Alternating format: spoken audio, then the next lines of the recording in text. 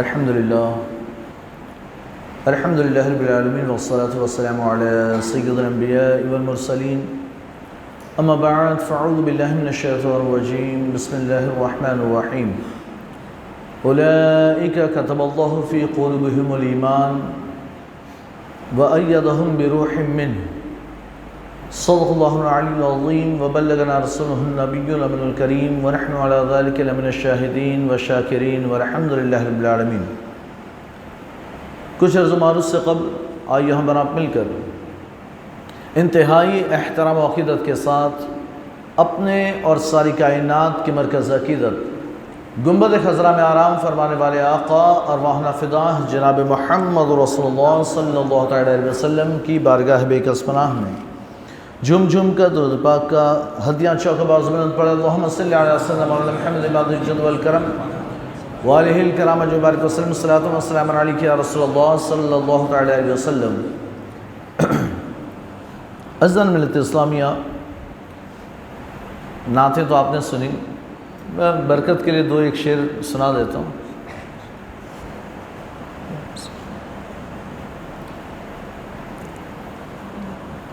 کلام الامام امام الکلام سیدی سرکار اعلیٰ حضرت ہی کے نعت کے چند اشعار ہیں۔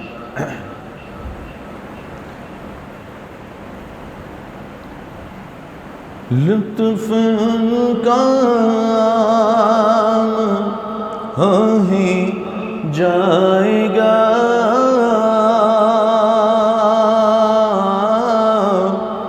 لطف ان کا ہو ہی جائے گا،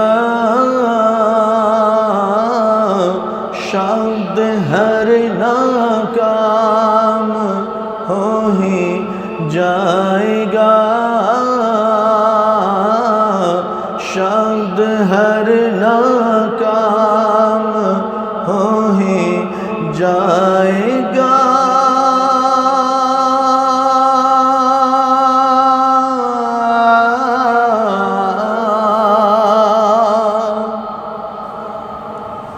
سائلوں دامن سخی کا تھام لو،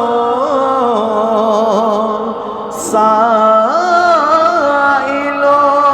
دامن سخی کا تھام لو، کچھ نہ کچھ انعام ہو ہی جائے گا، کچھ نہ کچھ انعام ہو ہی جائے گا۔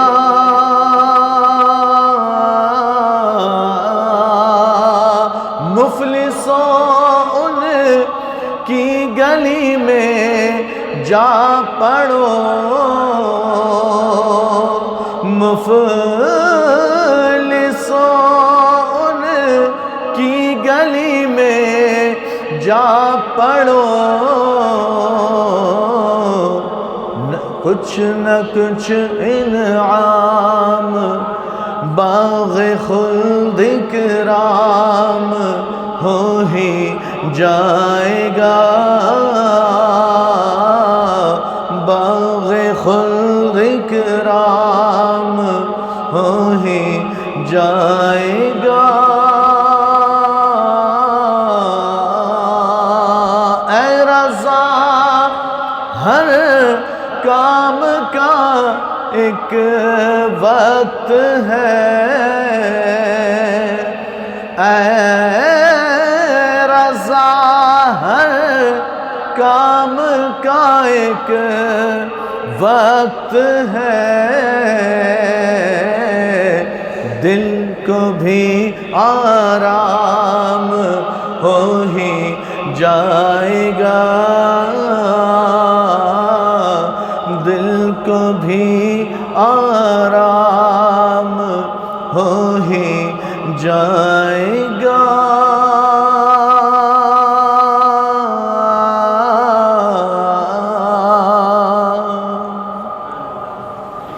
درود پاک پڑھنے صلی اللہ علیہ وآلہ صلی اللہ علیہ وسلم، صلاۃ و سلام علیک یا رسول اللہ صلی اللہ علیہ وسلم۔ عزیزان ملت اسلامیہ، آپ تمامی حضرات جانتے ہیں آج کی ہماری یہ محفل سیدنا الشاہ مجدد دین و ملت، مجدد میت ماضیہ و حاضرہ، امام اہل سنت، امام عشق و محبت، سیدی سرکار اعلیٰ حضرت امام احمد رضا خان فاضل بریلوی رضی اللہ تعالیٰ عنہ کی بارگاہ میں خراج عقیدت پیش کرنے کے لیے منعقد کی گئی ہے۔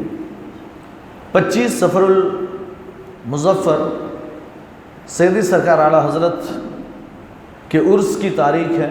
یہ 25 کی شب ہے، کل 25 کا دن ہے، نہیں پرسوں 25 ہے، لیکن ہمارا یہ ایک سلسلہ قرآن پاک کی تفسیر کا، درس قرآن کا سلسلہ اتوار کے دن چلتا ہے، ہر اتوار مغرب کی نماز کے بعد۔ تو مشورہ یہ ہوا کہ 25 صفر آنے والا ہے، تو درس قرآن کے بجائے ہم سیدی سرکار اعلیٰ حضرت کا عرس منا لیں۔ تو یہ ہفتہ ہماری سمجھ لیں کہ اجتماع ہے، ہر اتوار بعد نماز مغرب ہوتا ہے، لیکن ہم نے اسے بعد نماز عشاء کر دیا۔ آپ تمامی حضرات نے اس میں شرکت کی، جنہوں نے بھی اس محفل کو سجایا ہے ان کی جانب سے میں آپ لوگوں کا شکریہ ادا کرتا ہوں کہ آپ حضرات نے شرکت کی۔ لیکن دینی محفلیں جو بھی ہوتی ہیں، چاہے وہ اللہ و رسول کے تذکرے کی ہو، بزرگان دین کے تذکرے کی ہو، ہر چیز اور ہر محفل کا فائدہ ایک ہی ہے، وہ ہے ہمیں عبرت حاصل کرنا، ہمیں کچھ سیکھنا۔ ہم اللہ و رسول کی باتیں کریں، قرآن و حدیث کے ذریعے سے باتیں کریں تو کچھ سیکھیں، بزرگان دین کی باتیں کریں، ان کے واقعات بیان کریں تو اس سے کچھ سیکھیں، اور ان سے سیکھ کر ہم اپنی زندگی میں انقلاب پیدا کرنے کی کوشش کریں۔ اور پھر ایک اللہ تبارک و تعالیٰ کا یہ ایک یعنی کہ ضابطہ اور قاعدہ ہے، ایک اصول ہے۔ اللہ تعالیٰ فرماتا ہے کہ لا نضیع اجر المحسنین، ہم احسان کرنے والے کا اجر ضائع نہیں کرتے، یہ اللہ کا طریقہ۔ اور پھر اللہ کے رسول ارشاد فرماتے ہیں کہ جو بندوں کا شکر نہ ادا کرے وہ اللہ کا شکر ادا نہیں کر سکتا۔ تو ہمیں اپنے محسنوں کا شکر گزار ہونا چاہیے، جنہوں نے ہم پر احسان کیا ان کا احسان ماننا چاہیے، ان کا شکر ادا کرنا چاہیے۔ سیدی سرکار اعلیٰ حضرت علیہ رضوان کی ذات ایک ایسی عظیم شخصیت ہے، ایک ایسی عظیم ذات کہ آپ اہل سنت کے محسن ہیں، امام اہل سنت ہیں، تاجدار اہل سنت ہیں۔ آپ نے جو تجدیدی کارنامے انجام دیے وہ تو انشاءاللہ کچھ باتیں میں آپ کو بتاؤں گا، لیکن یہ کہ ہم تک سنیت صحیح طریقے سے جو ہم تک پہنچی، یہ اعلیٰ حضرت کا ہم پر کرم ہے۔ اور اللہ تبارک و تعالیٰ نے ایک قاعدہ اور اصول بنایا ہے کہ دین میں ہر 100 سال میں ایک مجدد پیدا فرمائے۔ اللہ نے قرآن میں اسے ذکر نہیں فرمایا، لیکن رسول اللہ نے حدیث میں اس کا ذکر فرمایا کہ اللہ تبارک و تعالیٰ ہر صدی میں، ہر صدی کے شروع میں، ہر آنے والی نئی صدی کے شروع میں اللہ تعالیٰ ایک مجدد پیدا فرمائے گا جو دین کی تجدید کرے گا، دین کو زندہ فرمائے گا۔ اب یہ مجدد جو ہے نا ہو جاتے تھے، ہو کر چلے جاتے تھے، کوئی اتنا ٹینشن نہیں لیتا تھا، ہو کر چلے گئے۔ پھر کئی سال بعد لوگوں نے سوچا، ایک حساب لگایا کہ چلو دیکھیں پہلی صدی کا کون، دوسری کا کون، تیسری کا کون۔ تو پھر اس حدیث کی تشریح میں علماء کرام نے، شارحین حدیث نے بیان کیا کہ ہمیں پہلی صدی میں یہ نظر آتے ہیں، دوسری میں یہ نظر آتے ہیں، تیسری میں یہ نظر آتے ہیں۔ ان کے کام ایسے ہیں کہ ہم انہیں مجدد کہیں، جیسے کہ میں نے جمعہ میں بیان کیا تھا، مجدد حضرت عمر ابن عبد العزیز یہ پہلی صدی کے مجدد، لیکن انہیں خود نہیں پتا تھا کہ میں پہلی صدی کا مجدد ہوں۔ انہیں خود تو نہیں پتا تھا، آپ کے زمانے میں کسی کو نہیں پتا کہ ہم ان کو مجدد کہیں، یہ مجدد ہیں، کسی کو نہیں پتا۔ یعنی سمجھو 200-300 سال گزر گئے، جب یہ حدیث کی تشریح کے لیے لوگ بیٹھے کہ بھئی یہ حدیث میں سرکار نے فرمایا، تو پہلی صدی کا بھی تو کوئی ہوگا، تو کون تھا؟ اب جب یہ کون تھا سوال آیا تو تلاش کیا کہ دیکھیں کون ہیں، تو بڑے بڑے نام تھے، بڑے بڑے نام تھے، محدثین تھے، تابعین تھے، اویس قرنی بھی تو ہیں، ہم اویس قرنی بھی ہیں، حضرت شعبہ بن حجاج بھی ہیں، اور بھی بڑے بڑے اکابرین ہیں، بہت سے تابعین، لیکن ہے نا سعید بن مسیب بھی ہیں، سید التابعین ہیں، تو بڑے بڑے تابعین کے نام تھے، لیکن لوگوں نے، علماء نے جس نام کو منتخب کیا سب کو ہٹا کر کہ نہیں مجدد کہلانے کا حقدار جو ہے وہ عمر ابن عبدالعزیز ہے۔ وہ کیوں؟ کہتے ہیں اس لیے کہ چونکہ ان کا کام ایسا تھا، ان کا کارنامہ ایسا تھا کہ جہاں دین میں خرابیاں پیدا ہو گئی تھی، لوگوں میں خرابیاں پیدا ہوئی تھی، آپ نے رسول اللہ کی سنتوں کو زندہ فرمایا، آپ نے صحابہ کی یاد تازہ فرما دی۔ 3 سال 99 سے 101 ہجری آپ نے 3 سال حکومت ایسے کی کہ لوگوں کی زبان پر آ گیا کہ حضرت عمر ابن خطاب کا زمانہ لوٹ آیا ہے، یہ خلافت راشدہ۔ تو کہنے کی بات یہ کہ ان کے کارنامے دیکھے تو پھر لوگوں نے کہا کہ یہ مجدد ہے، یہ مجدد ہے۔ اسی طرح ہر زمانے میں پھر لوگ جب کبھی کسی کے خیال میں آیا کہ چلو دیکھیں کون ہے، تو پھر فکس کیا کہ ہاں بھئی یہ ان لوگوں نے یہ کام کیے، یہ کام کیے۔ ہر ایک کی اپنی الگ فیلڈ تھی، اور انہوں نے اس فیلڈ میں کوئی نہ کوئی کارنامہ انجام دیا، کام کیا، دین کے لیے تجدید کا کام کیا، دین کو دوبارہ زندہ کیا، تو انہیں مجدد کہا گیا۔ مجدد الف ثانی 1000ویں سال کے بعد۔ اصل میں الف ثانی کیوں کہتے ہیں؟ الف کہتے ہیں ہزار کو، الف کہتے ہیں ہزار، اور ثانی کہتے ہیں دوسرا، تو دوسرا 1000واں سال، یعنی 1 صدی سے لے کر 9ویں صدی اور پھر 10ویں صدی، 1000 سال پورے ہو گئے۔ اب جب 11ویں شروع ہوئی، 1001، 1002، 1003، 1004 یہ جو شروع ہوئی، تو یہ دوسرا 1000واں سال شروع ہوا نا، 1000 ختم، یہ دوسرا 1000واں سال، تو الف ثانی دوسرے 1000ویں سال کے مجدد، دوسرے 1000۔ حالانکہ 10ویں صدی کے مجدد علامہ جلال الدین سیوطی ہیں، انہوں نے اپنی زندگی میں بہت کام کیا، اور علامہ جلال الدین سیوطی کے بعد اتنا زیادہ علمی تصنیفی کتابیں لکھنے والا کام اگر کسی نے کیا تو پھر سیدی سرکار اعلیٰ حضرت علیہ رضوان ہے۔ تو 10ویں صدی میں امام جلال الدین سیوطی ہیں، 11ویں میں مجدد الف ثانی، تو یہ چلے آئے۔ لیکن یہ یعنی کہ کہنے میرے بتانے کا مقصد یہ تھا کہ لوگوں میں اتنا ٹرینڈ نہیں تھا مجدد کا ٹرینڈ نہیں تھا۔ علماء کبھی سوچتے کہ چلو دیکھیں کون تھا، ایک جائزہ لیتے کہ اس نے یہ کام کیے ہیں تو یہ کہلانے کا لائق ہے، تو بھئی چلو کہہ دیا ان کو مجدد۔ اور وہ ضروری نہیں کہ ایک ہی ہو، ہندوستان میں کوئی ہو، عرب میں کوئی ہو، لبنان میں کوئی ہو، مصر میں کوئی ہو، ملک شام میں کوئی ہو، بغداد عراق میں کوئی ہو، الگ الگ جگہ الگ الگ مجدد ہو سکتے ہیں، ایک زمانے میں کئی مجدد ہو سکتے ہیں، یہ کوئی یعنی فکس نہیں۔ لیکن جب اعلیٰ حضرت علیہ رحمۃ الرضوان کا زمانہ آیا اور سیدی سرکار اعلیٰ حضرت علیہ رحمۃ الرضوان جو ہیں آپ کا اتنا شہرہ ہوا، اتنی شہرت ہوئی، اور پھر جب سرکار اعلیٰ حضرت چلے گئے دنیا سے، تو پھر یہ ہماری جو جنریشن، نئی جنریشن آئی نا، نئی نسلیں، وہ ٹینشن میں آ گئی کہ اعلیٰ حضرت گئے، نئی صدی شروع ہو گئی، اب کون مجدد، اب کون مجدد؟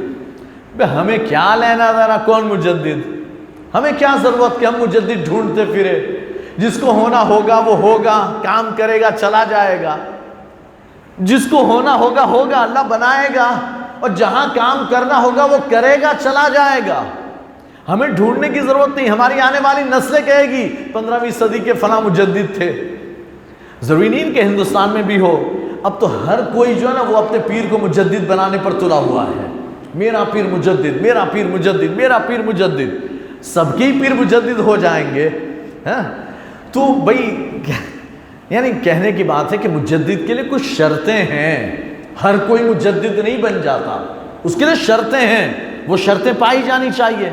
آپ اندازہ کریں، میں نے جمعہ میں کہا تھا کہ عمر ابن عبدالعزیز کو مجدد بنا دیا، ابو بکر صدیق کہاں گئے؟ اگر کارنامے دیکھے جائیں نا تو صدیق اکبر کے عظیم کارنامے پہلی صدی میں پائے جاتے ہیں، عظیم کارنامے۔ لیکن وہ صدی ایسی ہے، سرکار نے فرمایا ہر 100 سال کے شروع میں، وہ 100 سال تو ایسے جس میں خود سرکار تھے، مجدد کی ضرورت ہی نہیں، مجدد کی ضرورت نہیں۔ ہاں وہ مجدد اعظم اللہ کے رسول ہیں کہ جنہوں نے صرف دین میں نہیں، آپ نے پوری کائنات میں تجدید فرمائی ہے، صرف دین میں نہیں، دین تو لائے ہیں لیکن تجدید پورے صرف عرب میں، صرف مکہ میں، صرف مدینہ میں نہیں، پوری دنیا میں آپ نے تجدید فرما دی ہے۔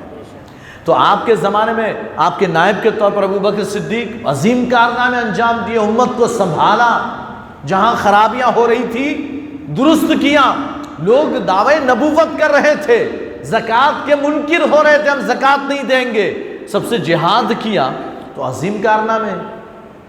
لیکن آپ کو مجدد نہیں کہا گیا، ضرورت نہیں تھی، ضرورت ہی نہیں تھی۔ اچھا چلیں یہ تو ٹھیک ہے، بعد میں چلو عمر ابن عبدالعزیز ہیں، دوسری صدی کے امام عامر شعبی ہیں، ہے نا، پھر تیسری صدی کے امام شافعی ہیں۔ آپ کہے رکو امام اعظم کہاں گئے؟ بھئی امام اعظم ہمارے سب سے بڑے امام، امام الائمہ، کوئی ایسا بندہ نہیں جو ان کو نہ مانتا ہو۔ آج کل کے جو چھوٹے موٹے کیڑے مکوڑے ہیں وہ نہ مانے تو اس سے کوئی فرق نہیں پڑتا، ہے نا، ہاں۔ لیکن آپ ادھر دیکھیں، امام مالک کو دیکھیں، امام شافعی کو دیکھیں، امام احمد ابن حنبل کو دیکھیں، بڑے بڑے ائمہ کو دیکھیں، عبداللہ ابن مبارک، سفیان ثوری، سفیان ابن عیینہ، اللیث ابن سعد، یہ بڑے بڑے اکابرین ہیں، ان سب کو دیکھیں، ہر کوئی امام اعظم کے سامنے سر جھکاتا نظر آتا ہے، ہر کوئی امام کے سامنے سر جھکاتا نظر آتا ہے۔ تو آج کل کے لوگوں کی تو کوئی اوقات اور حیثیت ہی نہیں ہے نا، ہاں انہیں یہ لگتا ہو کہ ہم دین سمجھ گئے، امام کی سمجھ میں نہیں آیا، تو یہ ابھی نادان ہیں، انہوں نے ابھی دین سمجھا ہی نہیں۔ بہرحال تو امام اعظم ابو حنیفہ رضی اللہ تعالیٰ عنہ یہ امام الائمہ، سارے اماموں کے امام، امام شافعی بھی، آپ امام شافعی کو دیکھیں کہ امام شافعی رضی اللہ تعالیٰ عنہ جب کوئی مسئلہ سمجھ میں نہیں آتا، بڑا مشکل ہوتا، پھنس جاتے، تو امام شافعی خود فرماتے ہیں، ایسا نہیں کہ کوئی نے بیان کیا، کسی حنفی نے لکھ دیا، نہیں، امام شافعی خود فرماتے ہیں کہ جب مجھے کسی مسئلے میں پریشانی ہوتی تو میں امام اعظم کے مزار پر چلا جاتا، وہاں جا کر آپ کی بارگاہ میں استغاثہ کرتا اور مراقبہ کرتا، اے امام یہ مسئلہ پھنس گیا، مشکل ہے، امام حل فرمائیں۔ کہتے میری آنکھ لگ جاتی، امام خواب میں آتے، سمجھا جاتے، امام اعظم خواب میں آ کر سمجھا جاتے۔ اور اتنے بڑے امام ہیں، امام اعظم انتقال ہو چکا ہے، قبر میں ہے، لیکن امام شافعی کا مسئلہ یہ ہے کہ نماز پڑھو تو رفع یدین کرنے، اللہ اکبر، پھر جب رکوع میں جانا ہے تو اللہ اکبر، سمیع اللہ لمن حمدہ، اللہ اکبر، ہاتھ اٹھاتے ہیں، رفع یدین کرتے ہیں امام شافعی۔ لیکن جب امام اعظم کے پاس ان کی بارگاہ میں آتے، ان کے مزار پر آتے، اب نماز کے لیے کھڑے ہوتے تو رفع یدین نہیں کرتے، ایک بار ہاتھ اٹھا کر باندھ لیا تو پھر کبھی نہیں اٹھاتے۔ لوگوں نے پوچھا آپ کا مسئلہ تو یہ ہے نا کہ رفع یدین کرنا، آپ کرتے کیوں نہیں؟ تو امام شافعی ارشاد فرماتے ہیں مجھے امام اعظم سے شرم آتی ہے، مجھے امام اعظم سے شرم آتی ہے کہ میں یہاں آؤں اور آپ کا مذہب چھوڑ کر اپنے مذہب پر عمل کروں، میں اتنا بڑا بھی تو نہیں ہو گیا کہ آپ کا مذہب چھوڑ کر عمل کروں، میں آپ کے مذہب پر عمل کرتا ہوں، ہے نا۔ یہ امام اعظم ابو حنیفہ، تو اب امام اعظم ابو حنیفہ اتنے بڑے امام ہیں، لیکن آپ کو مجدد نہیں کہا جاتا، امام شافعی کو مجدد کہا جاتا ہے، کیوں؟ کہتے ہیں اس لیے کارنامے تو آپ نے بھی کیے، امام اعظم نے بھی کیے، اور کارنامے امام شافعی نے بھی کیے، دونوں نے کام کیا، لیکن امام اعظم کو مجدد نہیں کہا، غیروں نے تو نہیں کہا، اپنوں نے بھی نہیں کہا، ہے نا، دوسروں نے تو نہیں کہا، ہم احناف نے بھی آپ کو مجدد نہیں کہا، اور امام شافعی کو ہم نے بھی مجدد کہہ دیا، کیوں؟ کہتے اس لیے کہ اور باقی ساری باتیں ٹھیک ہے، امام اعظم نے بھی کام کیا، امام شافعی نے بھی کام کیا، لیکن ایک شرط یہ ہے کہ صدی کے شروع میں وہ مجدد کب ہوگا؟ نئی صدی کے شروع میں ہوگا، اور نئی صدی کا بھی حصہ اس نے پایا ہو۔ اب امام اعظم 80 ہجری میں پیدا ہوئے، دیکھیں اب یہ پہلی وہ نئی صدی 101 سے شروع ہونے والی ہے۔ امام اعظم 80 ہجری میں پیدا ہوئے، 20 سال تک تو کاروبار میں لگے، یعنی بڑے ہوئے، بڑے ہو کر دکانداری میں لگ گئے، کاروبار میں لگ گئے۔ جب 20 سال کی یا 17 سال کی عمر تھی، 17-18 سال کے نوجوان تھے، تو جو دوسری صدی کے مجدد ہیں امام عامر شعبی، انہوں نے امام اعظم کو بلایا، نوجوان ادھر آ۔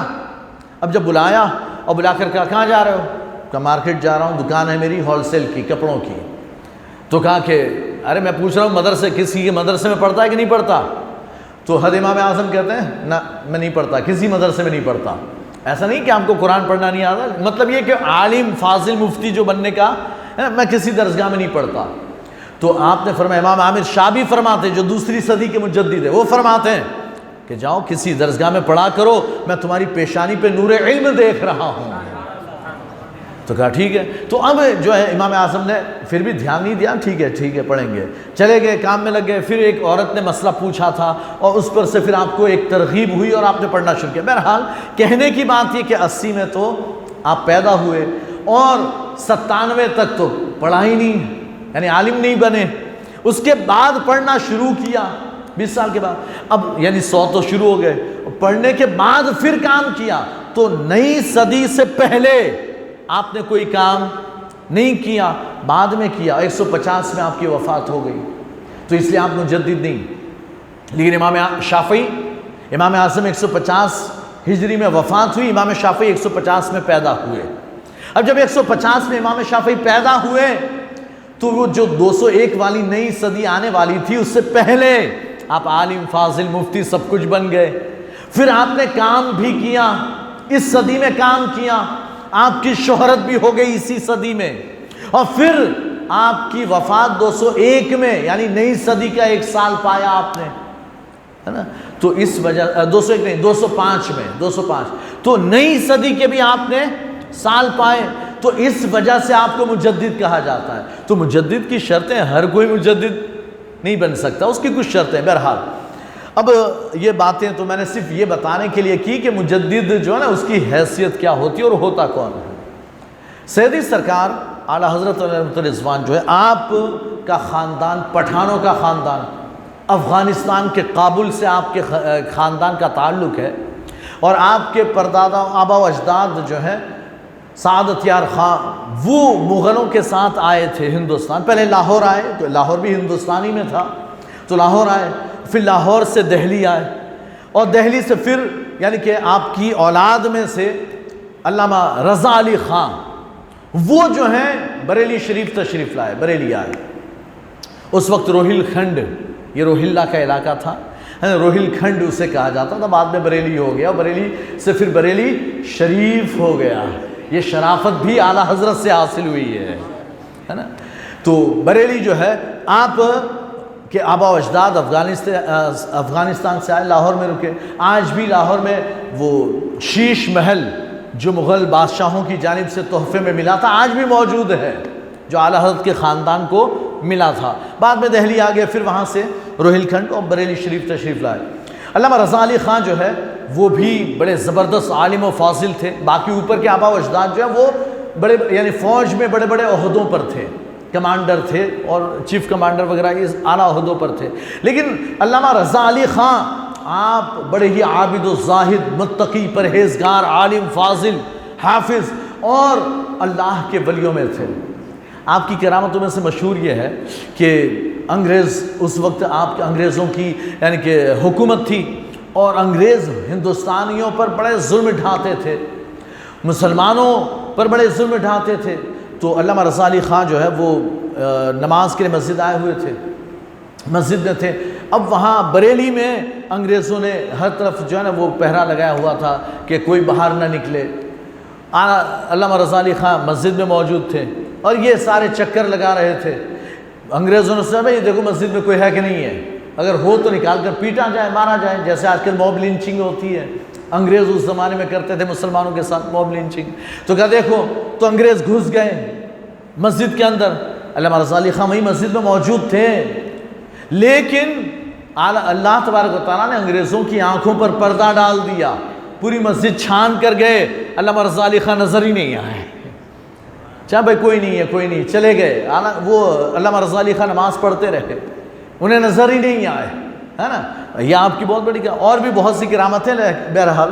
پھر آپ کے بیٹے علامہ نقی علی خان علیہ رحمۃ الرضوان، وہ بھی بڑے جید عالم، فاضل، مفتی، محقق، ہے نا، خاتم المحققین کا لقب آپ کو حاصل۔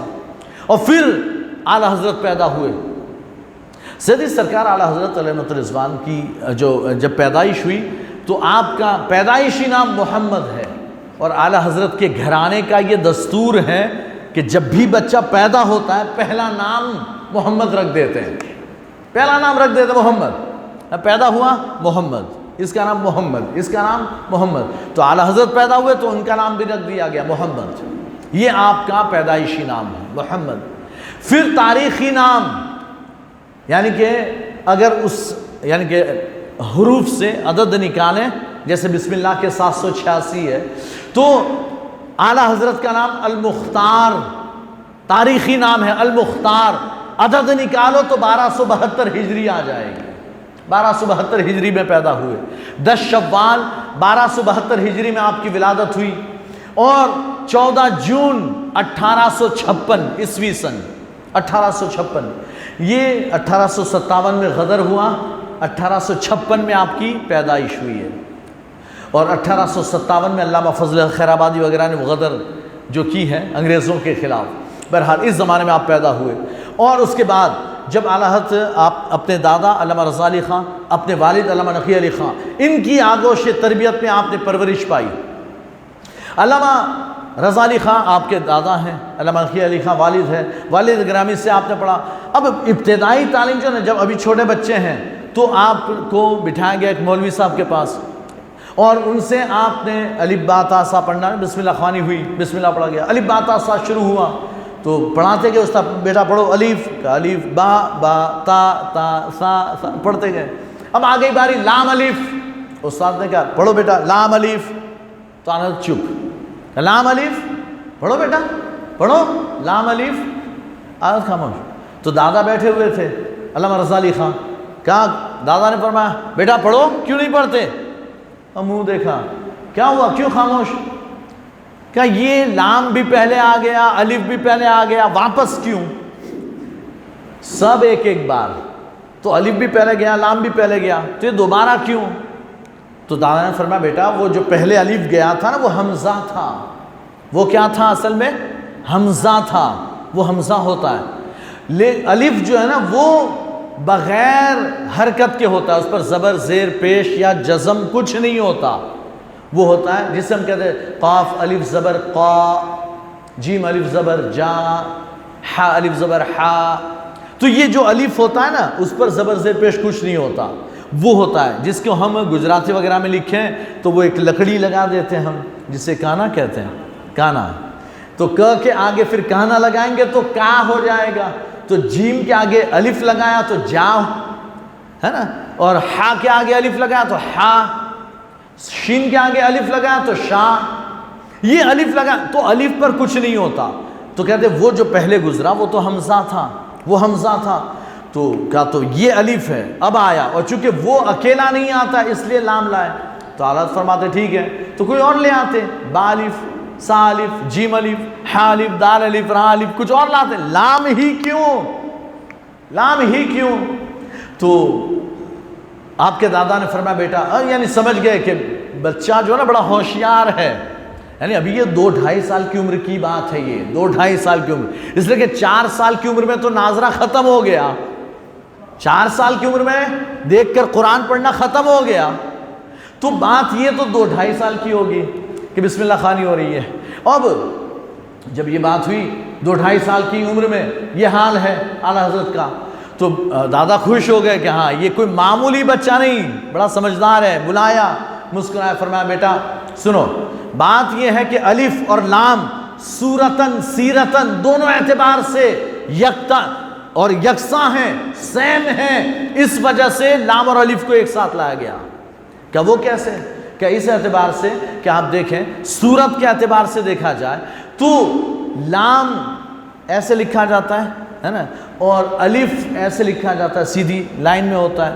تو کہتے ہیں اچھا یہ لام جو ہے نا، لام لکھا جائے لام الف میم لام، اور الف لام فا الف، تو لام کے دل میں الف ہے، الف کے دل میں لام ہے، الف کے دل میں لام ہے، لام کے دل میں الف۔ آپ کبھی سوچیں یا کبھی لکھا ہوا دیکھیں، الف لکھیں گے نا تو الف لام فا، الف ہوا تو الف فا اور بیچ میں لام، اور لام لکھو تو لام الف میم لام، تو لام الف بیچ میں پھر میم، تو الف کے دل میں لام ہے، لام کے دل میں الف ہے، یہ مناسبت بھی ہیں، اور ساتھ ہی ساتھ صورتن سیرتن بھی دونوں یکساں، یہ سیرت میں بھی یکساں، صورت میں دیکھنے میں بھی یکساں لگتے ہیں کہ لام ایسے لکھا جاتا ہے تو الف ایسے۔ آپ لام الف کو دیکھ لیں تو آپ کو یہ جو لا لکھا ہوا ہے، یا وہ جو لام ایسے لام الف لکھا ہوتا ہے ایسے چوکڑی مار، تو لام بھی ایسا الف بھی ایسا، دونوں لائن، تو صورت میں بھی ایک سیرت میں بھی ایک، اس وجہ سے دونوں کو ایک ساتھ لا گیا۔ بہرحال یہ ایک بات تھی۔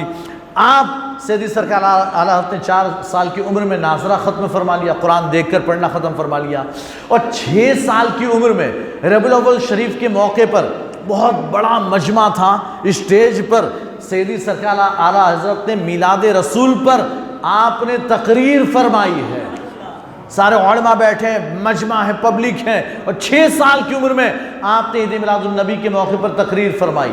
8 سال کی عمر میں اعلیٰ حضرت نے ہدایت النو جو عربی گرامر کی کتاب ہے، عربی میں ہے، عربی میں، اس عربی کتاب کی گائیڈ عربی میں آپ نے 8 سال کی عمر میں لکھی ہے، عربی کتاب کی عربی گائیڈ، عربی کتاب کی عربی گائیڈ ہے نا۔ ایک ہوتا ہے نا کہ بھائی گائیڈ کیوں لکھی جاتی ہے؟ آسانی پیدا کرنے کے لیے۔ ایک بکس ہے، ٹیکسٹ بک ہے، پھر اس کی گائیڈ آتی ہے تاکہ ہم اس ٹیکسٹ بک کو اس گائیڈ میں حل کر سکیں، سمجھ سکیں۔ تو اعلیٰ نے عربی زبان کی گرامر کی کتاب ہدایت النو جو عربی میں ہے، اس کی عربی گائیڈ لکھی، عربی شرح لکھی 8 سال کی عمر میں، ہے کہ نہیں؟ تو یہ اعلیٰ حضرت کا کمال۔ کوئی بچہ آج کل یعنی کہ طلبہ پڑھتے ہیں نا، تو وہ 15-20 سال 25 سال کے بھی ہو جاتے ہیں، تب بھی عربی بولتے نہیں آتا، عربی میں کتاب نہیں لکھ سکتے، تھوڑا بہت بول لیں، لیکن عربی میں کتابیں لکھ ڈالیں، ایسی عربی نہیں آتی۔ یہ سیدھی سر۔ اچھا پھر یہ کہ اعلیٰ حضرت کسی مدرسے میں پڑھنے نہیں گئے، کسی بڑے دارالعلوم میں پڑھنے نہیں گئے، کسی جامعہ یونیورسٹی میں پڑھنے نہیں گئے، بلکہ اعلیٰ حضرت نے گھر میں رہ کر اپنے ابا جان سے پڑھا۔ ابتدائی وہ جو الف با اور قرآن جو ہے وہ ایک مولوی صاحب سے پڑھا، اور پھر اپنے والد صاحب کے پاس علامہ نقی علی خان کے پاس پڑھتے، اور ایک علامہ مرزا علی بیگ تھے، علامہ ہے نا مرزا قادر بیگ آپ کا نام تھا، ان سے کچھ کتابیں 1-2 کتاب ان سے پڑھی ہے نا بس، اور اپنے والد سے ساری کتابیں پڑھی۔ تو اب ساری کتابیں اپنے والد سے پڑھی، اور وہ بھی کیسی؟ کہتے ہیں کہ آپ کا حال یہ تھا کہ استاد دیکھیں پڑھا بھی کیسے، استاد جو سبق سنا یعنی بتا دیتے کہ یہ یاد کر کے لانا ہے، کہتے 1-2 بار دیکھ لیتے اور سنا دیتے، 1-2 بار دیکھ لیتے اور سنا دیتے، اور کتاب پوری کتاب جو ہے اس کا 1/4 استاد سے پڑھتے، باقی کتاب خود ہی پڑھ لیتے، 1/4 خود یعنی استاد سے پڑھتے، باقی پوری کتاب خود پڑھ لیتے۔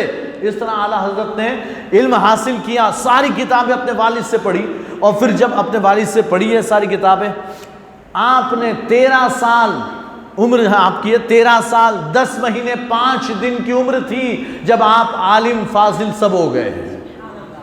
کتنی عمر؟ 13 سال 10 مہینے 5 دن کی عمر تھی جب عالم فاضل سب ساری کتابیں پڑھ کر فارغ ہو گئے، اور اسی دن جس دن یعنی آپ کے والد نے لوگوں کو جمع کیا، آپ کو دستار باندھی کہ میرا بیٹا عالم ہو گیا، کہتے اسی دن رضاعت کا ایک مسئلہ، دودھ پلانے کے تعلق سے ایک مسئلہ آیا، آپ نے اس مسئلے کا، اس فتوے کا جواب دے کر پہلا فتویٰ لکھا 13 سال 10 مہینہ 5 دن کی عمر میں، پہلا فتویٰ لکھا، اور وہ فتویٰ لکھا، والد نے پڑھا اور والد صاحب نے کہا واہ بیٹا واہ، اب آج سے تو ہی میری جگہ سنبھالے گا۔ تو تب سے فتوے لکھنا شروع کیا تو وفات تک آپ فتوے لکھتے رہے ہیں، وفات تک، آخر عمر تک آپ نے فتوے لکھے ہیں جو آج فتاوی رضویہ کی شکل و صورت میں موجود ہے۔ یہ فتاوی رضویہ یا اعلیٰ حضرت کی جو کتابیں ہیں، جو رسائل ہیں، کتابیں ہیں یا فتاوی رضویہ، یہ کوئی معمولی نہیں ہے۔ جن لوگوں نے پڑھا نہیں، جنہوں نے سمجھا نہیں، دیکھا نہیں، صرف اعلیٰ حضرت کا نام سنا، وہ جلن میں، کچھ ہمارے سنی بھی ایسے ہیں جلن میں، ارے کیا اعلیٰ حضرت کا طرح تھا، ایسے بہت عالم ہے، نہیں ہے بہت عالم، ایسا ایک ہے، صدیوں میں ایک پیدا ہوتا ہے، وہ بھی ہماری قسمت کیا اللہ نے ہمیں عطا کیا ہے، ایسا صدیوں میں ایک ہوتا ہے، یہ یعنی کہ کوئی معمولی نہیں ہے۔ آپ ان کے فتوا پڑھے، حضرت علامہ شیر بیشہ اہل سنت، شیر بیشہ اہل سنت، دیکھیں شیر کہتے ہیں ٹائیگر کو، لائن کو لائن ہے نا، شیر کہتے ہیں، بیشہ کہتے ہیں جنگل کو، اور اہل سنت، ہم اہل سنت کا مذہب ہے، تو اہل سنت کے جنگل کا ببر شیر، شیر بیشہ اہل سنت، علامہ حشمت علی خان، علامہ حشمت علی خان، آپ بڑے اعلیٰ حضرت کے شاگرد بھی ہیں، خلیفہ بھی ہیں، ہے نا۔ آپ فرماتے ہیں کہ میں پہلے دیوبندی وہابی تھا، لکھنوی ہیں آپ، لکھنؤ کے رہنے والے، تو لکھنؤ کے مدرسۃ الفرقانیہ میں، آپ مدرسہ فرقانیہ میں پڑھتے تھے، اور وہاں آپ کے سارے اساتذہ بھی دیوبندی وہابی تھے، اور آپ خود اپنا واقعہ بیان کرتے ہیں کہ میں وہاں پڑھتا تھا، انہوں نے مجھے وہ جو بڑے بڑے ان کے اکابر علماء تھے، اشرف علی تھانوی، قاسم نانوتوی، رشید احمد گنگوہی، خلیل احمد امبیٹوی، ان سب کی یعنی کہ محبتیں میرے دل میں بٹھا دی تھی کہ یہ ہمارے اکابرین ہیں، یہ ہمارے بڑے ہیں، ان کی باتیں سننی پڑھنی ماننی ہے نا۔ اور یہ مولوی احمد رضا، یہ تو بدعتیوں کا سردار، بدعتیوں کا سردار، اور یہ ہمارے عالموں کو کافر کہتا ہے، یہ ہمارے عالموں کو کافر کہتا ہے، تو اس کے یعنی باتیں نہیں سننی، ہاں ٹھیک ہے۔ کہتے ہیں پہلے سے نفرت تھی احمد رضا سے، مولوی احمد رضا سے پہلے سے نفرت تھی، ان سے محبت تھی، لیکن میں جب پڑھتا تھا تو میں نے دیکھا جب کبھی بحث ہوتی، مسئلہ بڑا ہارڈ ٹف ہوتا حدیث میں، فقہ میں، تو وہ پھر اعلیٰ حضرت کی کتاب اٹھاتے اور اس میں دیکھتے کہ اعلیٰ حضرت نے کیا لکھا ہے۔ میں نے ایک دن اپنے استاد سے پوچھ لیا کہ آپ تو کہتے ہو کہ وہ بدعتیوں کا سردار، وہ تو ہمارے اکابرین کو کافر کہتا ہے، وہ تو ایسا ویسا ہے نا، تو اس مولوی کی کتابیں آپ کیوں پڑھتے ہو، اس کی کتابیں کیوں پڑھنی، پھینکو اس کو باہر۔ تو کہا بیٹا بات تو صحیح ہے، بات تو صحیح ہے، ان کی یہی ایک خرابی ہے کہ وہ ہم کو کافر کہتے ہیں، ہمارے علماء کو کافر کہتے ہیں، یہی ایک خرابی ہے، ورنہ فقہ میں، حدیث میں، تمام علوم و فنون میں کہتے ہیں ان کے جوڑ کا کیا، یعنی ان سے بڑھ کر کیا، ان کے جوڑ کا بھی کوئی پورے ہندوستان میں نظر نہیں آتا، ان کے جوڑ کا نظر نہیں آتا۔ کہتے ہیں جیسی تحقیق، ریسرچ آپ کی تمام علوم و فنون میں ہیں، ہم بھی آپ کی کتابوں کے محتاج ہیں، ہم کو بھی آپ کی کتابیں دیکھنی پڑتی ہے، ہمیں بھی آپ کی کتابیں پڑھنی پڑتی ہے۔ ایسی تحقیق فرماتے ہیں کہ ایسی تحقیق تو پورے ہندوستان میں کوئی نہیں کر سکتا، تو ہمیں بھی ان کی کتابوں کی ضرورت پڑتی ہے، اس لیے ہم ان کی کتابوں سے مسئلے حل کرتے ہیں۔ تو علامہ حشمت علی خان فرماتے ہیں ٹھیک ہے تو بھائی، تو پھر تم سے کیوں پڑھوں، کیوں نہ اس سے پڑھ لوں جس کے تم بھی محتاج ہو۔ تو پھر ایک دن جو ہے نا وہ دل مضبوط کیا، چھوڑا، لکھنؤ پہنچ گئے بریلی، اور پھر جب بریلی پہنچے تاجدار اہل سنت کے قدموں میں آئے تو پھر توبہ بھی کر لی، پکے سنی بھی ہوئے، اور ایسے سنی کہ جب کبھی کوئی مناظرے کی بات آتی کہ میں مناظرہ کرنا ہے، فلاں لوگوں نے یعنی فلاں دیوبند کے علماء جمع ہوئے اور انہوں نے چیلنج کیا کہ آؤ مقابلہ کر لو، مناظرہ کر لو، تو حضرت فرماتے ہیں بھائی حشمت علی کو بلاؤ، حشمت علی کو بلاؤ، میرے تو جانے کی ضرورت ہی نہیں، میرا غلام کافی ہے، ہاں حشمت علی کو بلاؤ۔ کہتے حشمت علی جاؤ، تم وہاں چلے جاؤ، ہے نا، ان سے مناظرہ کرنا ہے۔ علامہ حشمت علی جاتے، کہتے حال یہ ہوتا کہ آج تک علامہ حشمت علی خان سے کوئی جیت نہیں سکا ہے، جہاں پہنچے فتح کے جھنڈے گاڑ دیے ہیں، اعلیٰ حضرت کا فیضان تھا، ہے نا۔ تو یہ علامہ حشمت علی خان یہ تھے پہلے وہ ادھر کے، لیکن آئے ہیں تو پھر ایسے ہو گئے کہ ان کا منہ توڑ جواب دینے لگے، انہیں ہار دینے لگے، شکست دینے لگے۔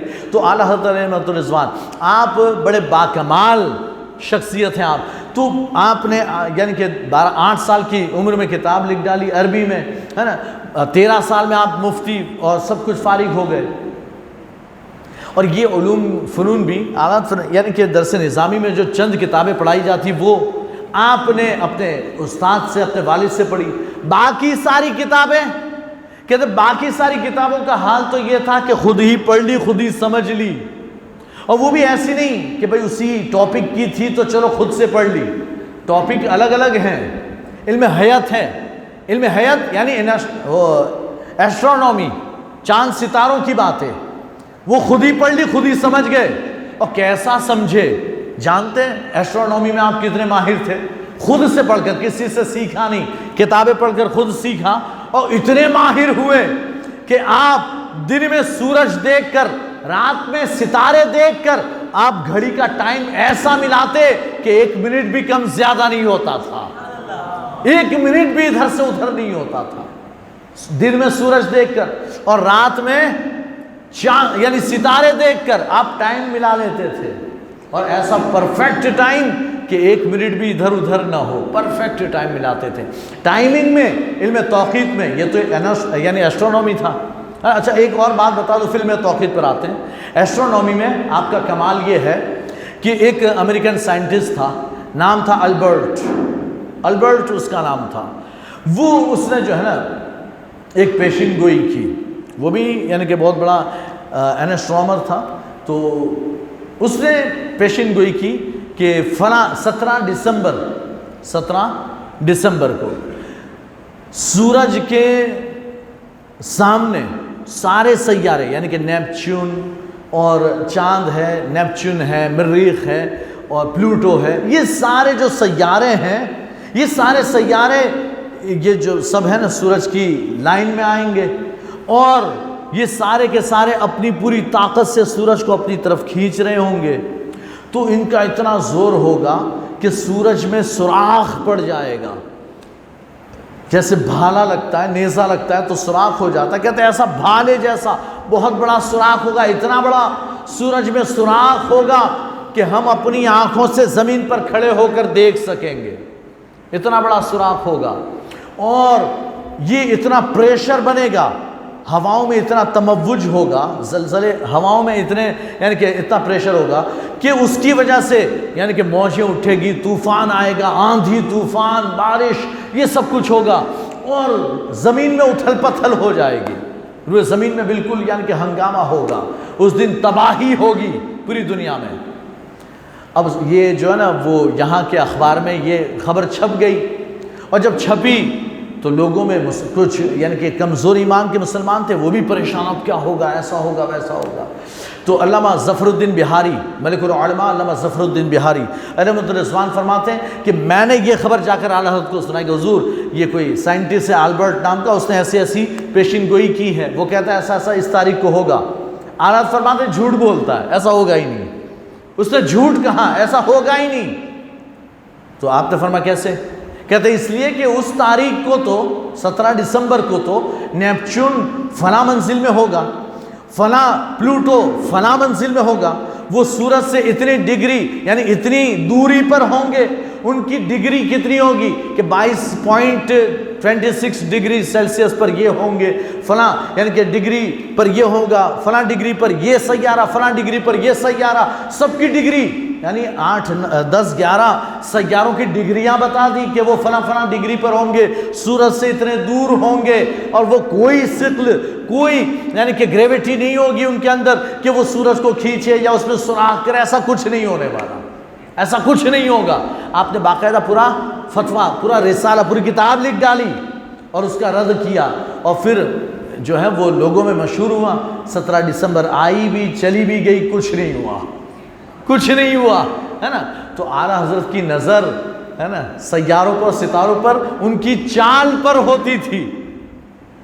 یہ کہتا ہے نا کہ زمین ٹھہری ہوئی رکی ہوئی ہے، سورج رکا ہوا ہے، یہ سائنس کہتی ہے سورج رکا ہوا ہے، زمین، چاند، دیگر سیارے یہ سب سورج کے ارد گرد گھوم رہے ہیں، ایسے ہے نا۔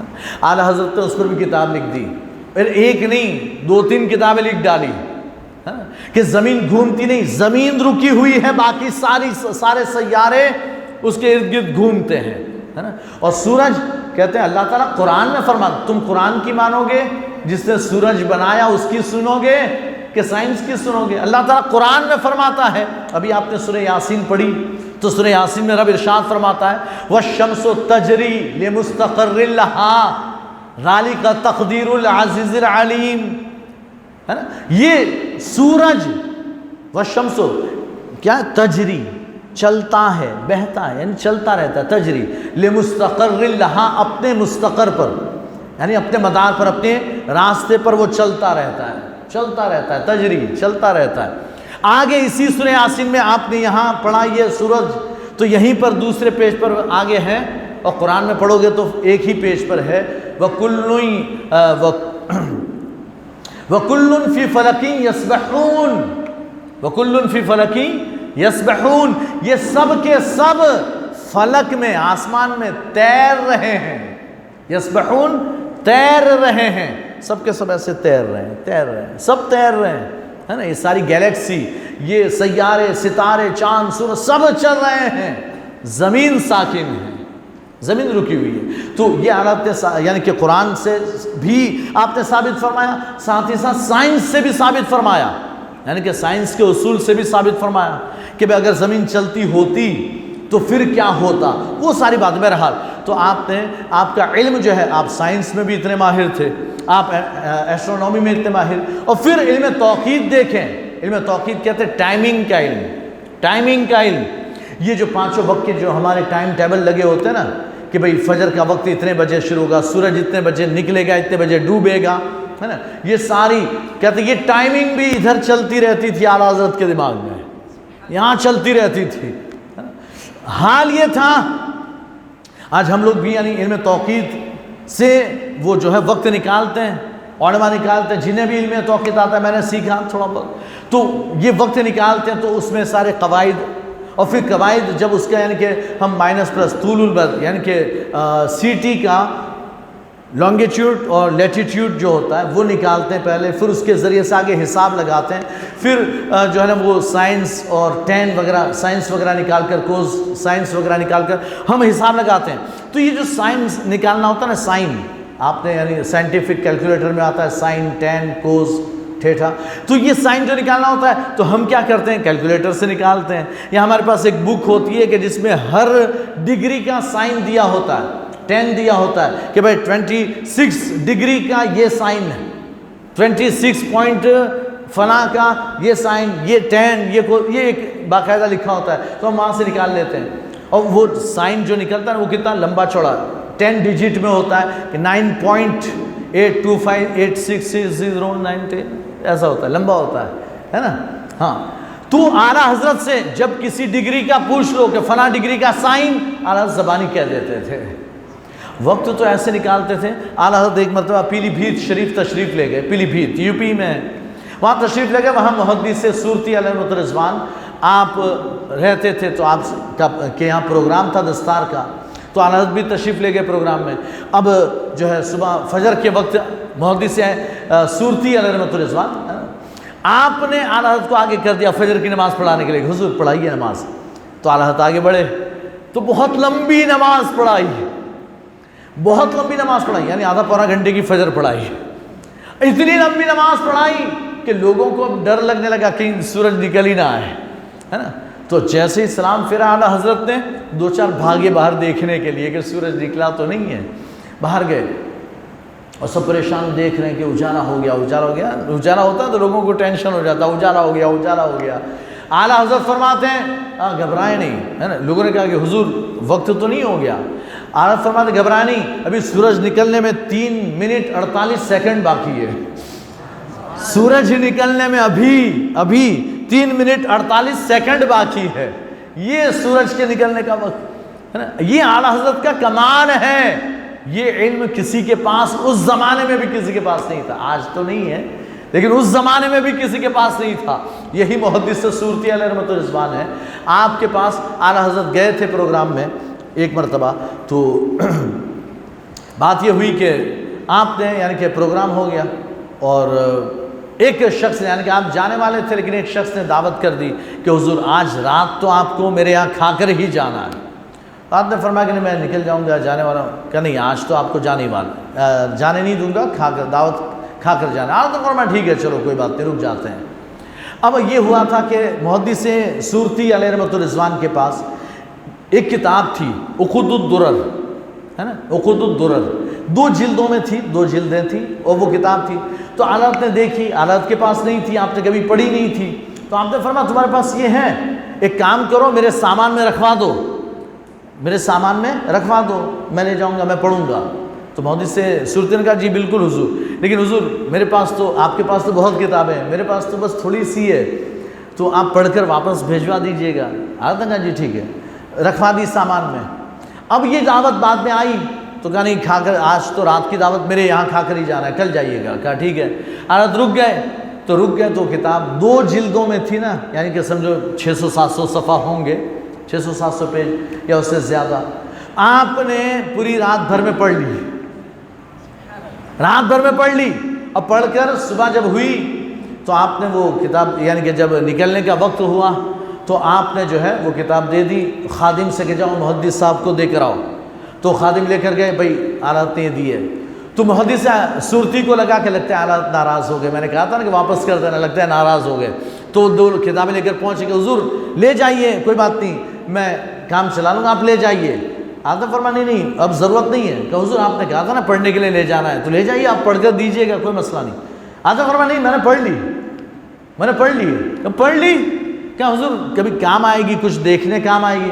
آپ فرماتے الحمدللہ چند مہینوں تک تو میں اس کی لائن نمبر بھی بتا سکتا ہوں کہ کیا کہاں لکھا ہے، کہاں کیا لکھا ہے، میں لائن نمبر بتا سکتا ہوں چند مہینوں تک۔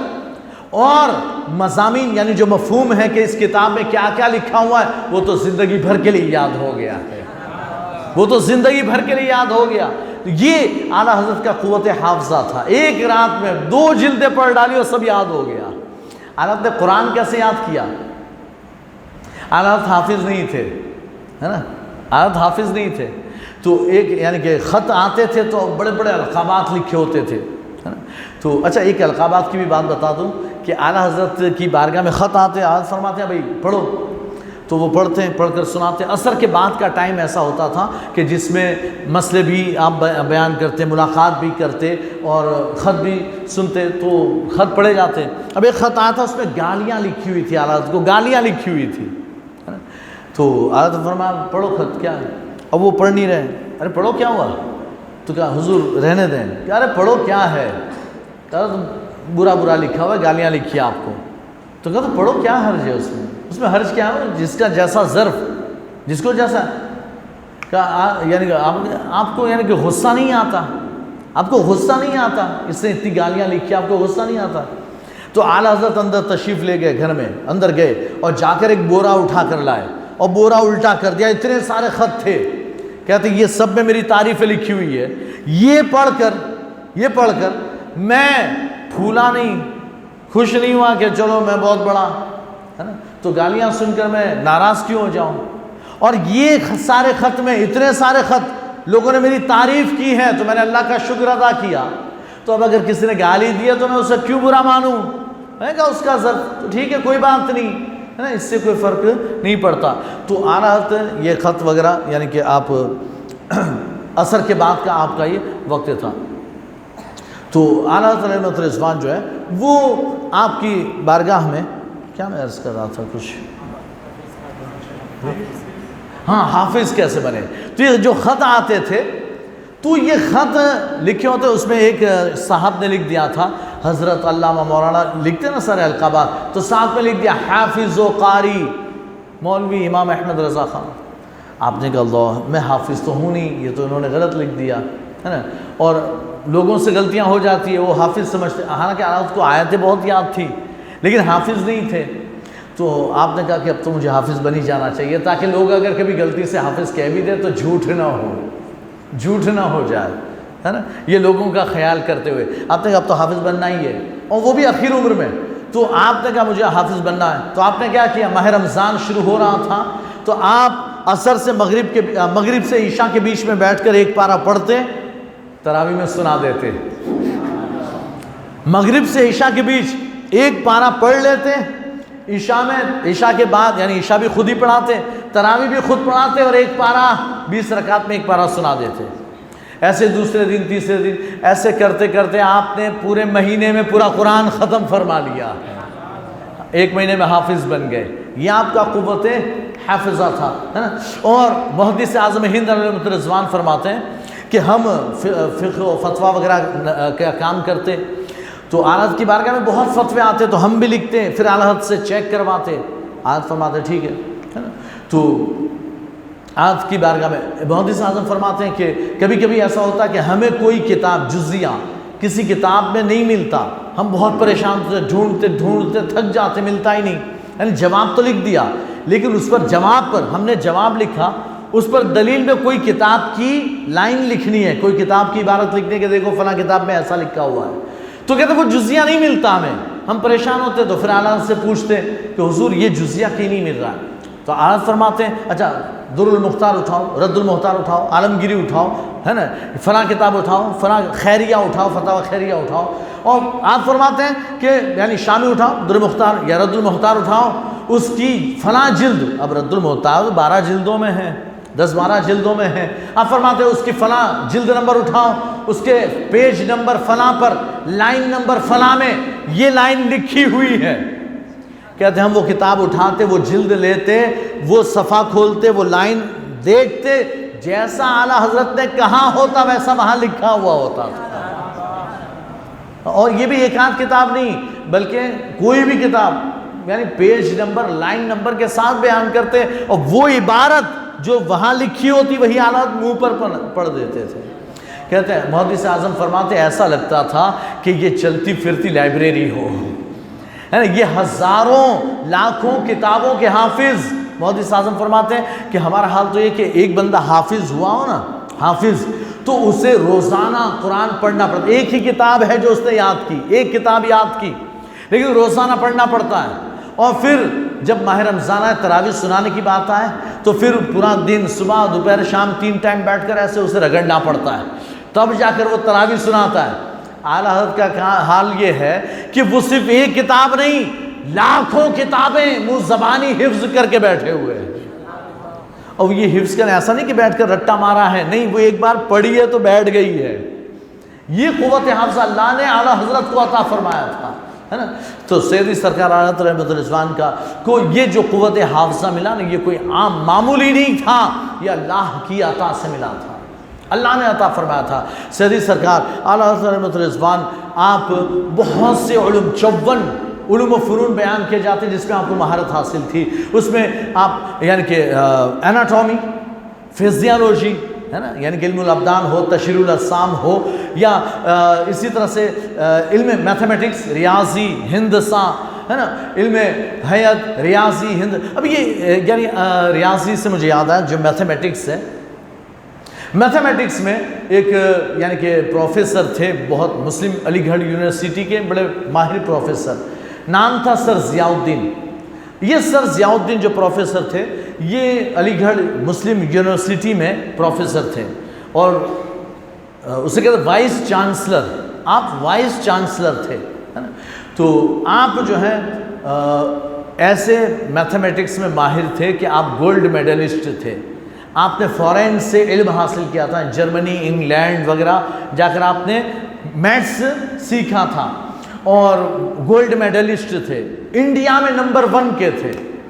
تو ایک یعنی کہ کسی مسئلے میں، کسی داخلے میں، ہے نا، کسی حساب فارمولے میں آپ پھنس گئے، وہ فارمولہ حل ہی نہیں ہو رہا تھا، تو آپ سوچ رہے، آپ نے بہت سے پروفیسروں کو خط لکھے کہ یہ فارمولہ مجھ سے صحیح حل نہیں ہو رہا ہے، آپ بتائیں، آپ جواب دیں، آپ جواب دیں، اور کوئی جواب نہیں دے رہا تھا، اور جس نے جواب دیا تو کہ میرے دل کو اطمینان نہیں ہوا کہ صحیح جواب نہیں ہے، یہ جواب تو درست نہیں ہے۔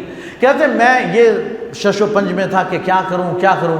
میں نے سوچا اب تو مجھے جرمنی جانا پڑے گا، وہاں جا کر وہاں کے بڑے بڑے پروفیسروں سے میں یہ مسئلہ حل کرواؤں گا. تو میرے ایک دوست تھے علامہ سید سلیمان اشرف بہاری رحمۃ اللہ تعالیٰ علیہ، کہتے وہ میرے دوست تھے. تو مجھے پریشان تھے، کہا کیا پریشانی ہے؟ میں نے کہا کہ ایسا مسئلہ ہے. تو کہا کوئی بات نہیں، ایک کام کرو بریلی چلے جاؤ، وہاں ایک مولانا ہے مولوی احمد رضا خان، ان سے پوچھو وہ بتائیں گے. کہ پاگل ہو گئے ہو مولانا، کیا بات کرتے ہو، مولوی کے پاس جاؤں؟ بھائی یہ میتھس کا مسئلہ مجھ سے حل نہیں ہو رہا، میں نے بڑے بڑے پروفیسروں کو بھیجا خط لکھ کر، وہ حل نہیں کر پائے، اور اس کے بارے میں سوچ رہا ہوں کہ جرمنی جاؤں اور تم کہہ رہے ہو کہ بریلی جاؤں. پگلا گیا، نہیں مانی. پھر ملاقات ہوئی، پھر یہی مسئلہ ہوا. تو میں نے کہا نا جاؤ بریلی جاؤ. کیا مولانا بیوقوف جیسی باتیں کرو، ہے کہ نہیں ہے؟ 2-3 بار. تو سلیمان اشرف جو ہے وہ ہمیشہ ہی کہتے ہیں تمہیں جرمنی جا رہے ہو نا، جرمنی جا رہے ہو مسئلہ حل کروانے کا. ہاں. تو اتنی دور جانے سے پہلے تھوڑی دور پہلے جا کر آؤ، نہ حل ہو تو چلے جانا جرمنی، پہلے یہاں جا کر تو آؤ. کہ چلو ٹھیک ہے، چلو تمہاری مان لیتا ہوں، چلے. تو دونوں چلے. اب یہ تو کوٹ پینٹ میں، داڑھی بھی نہیں تھی، ٹوپی بھی نہیں، کوٹ پینٹ میں پہنچے بریلی شریف. عصر کا وقت ہو رہا تھا اور عصر کا وقت قریب تھا، نماز کا وقت ہونے والا تھا. یہ پہنچے، سلام دعا ہوئی، تو بات چیت ہوئی. کہا کہ کیسے آنا ہوا؟ کہا کہ یہ سر ضیاء الدین ہیں، گولڈ میڈلسٹ ہے، ایسے ویسے میتھمیٹکس میں ریاضی میں بڑے ماہر ہیں، اور ایک فارمولا، ایک مسئلہ حل نہیں ہو رہا ہے، تو وہ آپ کے پاس میں لے کر آیا ہوں. تو آپ نے فرمایا بتا. تو سر ضیاء الدین کہتے ہیں حضور نماز کا وقت ہو رہا ہے، ابھی اتنا وقت نہیں ہے، بڑا لمبا مسئلہ ہے، تو تھوڑا ٹائم چاہیے. آپ نے کہا بتاؤ تو صحیح ہے کیا؟ تو انہوں نے کھول کر دکھا کہ یہ ہے. آپ نے فرمایا اس کا یہ جواب ہے، اس کا یہ جواب، اس طرح سے کرو گے پورا، یعنی کہ بس 2 منٹ میں آپ نے کر کے دے دیا، لو ہو گیا. اب وہ سر ضیاء الدین ایسے دیکھ رہا ہے، مولوی نے ایسا کام کیا ہے، مولانا نے ایسا کام کیا، میں نہیں کر سکا. گولڈ میڈلسٹ، انڈیا میں نمبر 1 میتھمیٹیشین، میں نہیں کر سکا، یہ بندہ کر گیا. ایسا کیسے ہو سکتا ہے، ایسا کیسے ہو سکتا ہے؟ عصر کی نماز پڑھی. کہتے ہیں نماز پڑھ کے جب باہر نکلے تو باہر نکلتے ہوئے آپ نے کہا، سر ضیاء الدین کہتے ہیں مولانا میں سنا کرتا تھا علم لدنی ہوتا ہے، آج اپنی آنکھوں سے دیکھ لیا کہ علم لدنی ہوتا ہے. علم لدنی کسے کہتے ہیں؟ علم لدنی وہ کہ جو کسی سے سیکھا نہ جائے، اللہ ڈائریکٹ عطا فرما دے، اسے علم لدنی کہتے ہیں. سر ضیاء الدین کے یہ الفاظ ہیں کہ میں سنا کرتا تھا کہ علم لدنی ہوتا ہے، آج اپنی آنکھوں سے دیکھ لیا ہے. کہتے میں نے اعلیٰ سے پوچھ لیا کہ آپ نے یہ سب کہاں سے سیکھا؟ تو اعلیٰ فرماتے ہیں کہ علم میراث جو مر جانے کے بعد وراثت تقسیم ہوتی ہے نا، اس کے مسئلے بنانے کے لیے ضرب یعنی کہ پلس مائنس اور ملٹیپلائی یہ اور ڈیوائڈ، یہ 4 ٹائپ کے داخلے جو ہیں وہ میں نے حساب سیکھا اپنے والد سے سیکھا. 4 type, plus minus divide multiply, بس یہ 4 ٹائپ سیکھی. اور سیکھنے کے بعد میں دوسری کتابیں پڑھتا تھا، میتھس میں پڑھ رہا تھا تاکہ سمجھ سکوں میتھس کو. تو میرے والد نے ایک دن مجھے دیکھ لیا، تو میرے والد نے فرمایا احمد رضا یہ کیا پڑھ رہے ہو؟ کہا حضور ریاضی پڑھ رہا ہوں، میتھس پڑھ رہا ہوں. کہا چھوڑو یہ سب فالتو کی کتابیں، چھوڑو، اللہ و رسول کا دین پڑھو، اس کے صدقے میں سب آ جائے گا. اللہ اور رسول کی باتیں پڑھو، رسول اللہ کا، اللہ اور اس کے رسول کا دین پڑھو، اس کے صدقے میں اللہ سب عطا فرما دے گا. کہتے اس کے بعد سے میں نے کبھی کچھ اٹھایا نہیں، میں نے صرف اللہ اور رسول کے دین میں لگ گیا، اللہ نے سارے علوم عطا فرما دیے. یہ اعلیٰ کا کمال ہے. تو بہرحال سید سرکار اعلیٰ حضرت محمد رضوان ایک عظیم شخصیت ہے. آپ کے زمانے میں بہت سے فتنے اٹھے تو آپ نے ان فتنوں کا رد کیا، اہل سنت کے ایمان کی حفاظت فرمائی ہے. آپ نے حفاظت فرمائی. آپ نے 2 مرتبہ حج کیا ہے، 2 مرتبہ حج کیا، اور پہلی مرتبہ اپنے والدین کے ساتھ، ماں باپ کے ساتھ گئے، اور دوسری مرتبہ دیگر گھر کے رشتہ داروں کے ساتھ آپ گئے حج کے لیے. اور جب حج کے لیے دونوں بار گئے نا، جب پہلی بار حج کے لیے گئے تو وہاں کے جو اکابر علماء تھے، یہ مت سمجھنا کہ وہ سب دیوبندی وہابی تھے، وہ تو 1921 کے بعد آئے. وہاں ترکی حکومت جو ہے نا وہ گئی کب؟ 1921 میں یا 1922 میں، 1923 میں. 1923 میں ترکی حکومت گئی اور ان کی حکومت آئی تو پھر ان کے علماء، آج جو علماء یا اس کے تو وہ آج 1923 کے بعد، لیکن 1923 سے پہلے سارے علماء اہل سنت و جماعت تھے، مکہ کے بھی مدینہ منورہ کے بھی، حرمین شریفین کے علماء اہل سنت تھے۔ تو وہاں علماء حرمین شریفین سے آپ نے علم حاصل کیا، اجازتیں لی، حاصل کی، حدیث وغیرہ کی، اور جب دوسری بار حج کرنے گئے تو وہاں کے علماء نے آپ سے اجازت اور خلافت لی ہے، آپ سے اجازت اور خلافت لی ہے نا۔ تو اعلیٰ رحمۃ الرضوان جو ہے 2 مرتبہ آپ نے حج کیا، دوسری مرتبہ حج کے لیے گئے تھے تو وہ مسئلہ پیش آیا علم غیب کے تعلق سے، جس میں اعلیٰ حضرت نے الدولۃ المکیہ بمادۃ الغیبیہ ہے نا، وہ آپ نے 8 گھنٹے میں پوری ضخیم جلد علم غیب کے ثبوت میں کہ اللہ کے رسول کو علم غیب ہے وہ لکھ ڈالی۔ اور اس وقت جو وہاں کے بادشاہ تھے، شریف مکہ جنہیں کہا جاتا ہے، مکہ کے شریف، ان کی بارگاہ میں پیش کی گئی۔ ایک طرف خلیل احمد امبیٹوی کھڑا تھا، ایک طرف اعلیٰ حضرت تھے، اور آپ کی کتاب اس بھرے دربار میں سنائی گئی۔